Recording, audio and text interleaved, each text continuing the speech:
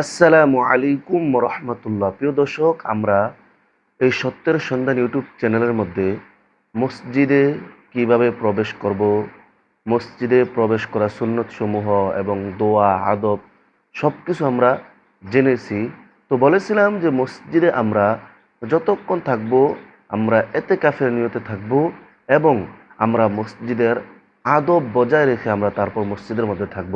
তো আজকে আমরা জানবো মসজিদ থেকে বাইর হওয়ার সময় আমরা সুন্নত তরিকা কি এবং কোন দোয়া পাঠ করতে হবে।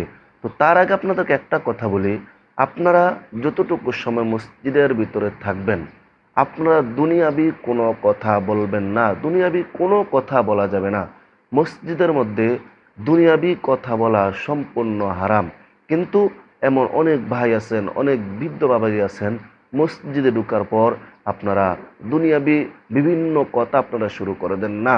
মসজিদে ঢোকার পর আপনারা তাসবিহ তাহলিল এবং আপনারা জিকির আজকারের মাধ্যমে সম্পূর্ণ সময় কাটাইবেন এবং মসজিদ থেকে যখন আপনারা বাইর হবেন, মসজিদ থেকে যখন আপনারা বাহির হবেন, বাইর হওয়ার সময় সুন্নত তরিকা হলো আপনারা বাম পা আগে দিবেন। মসজিদ থেকে বাইর হওয়ার সময় বাম পা আগে দিবেন এবং সঙ্গে সঙ্গে আপনারা এই দোয়া পড়বেন, আল্লাহুম্মা ইন্নী আসআলুকা মিন ফাদলিক, আল্লাহুম্মা ইন্নী আসআলুকা মিন ফাদলিক।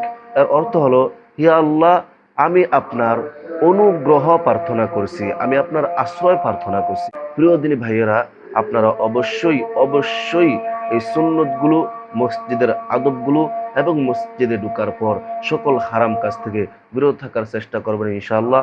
আল্লাহ পাক রব্বুল আলামিন তৌফিক দান করেন। আসসালামু আলাইকুম ওয়া রাহমাতুল্লাহি ওয়া বারাকাতুহু।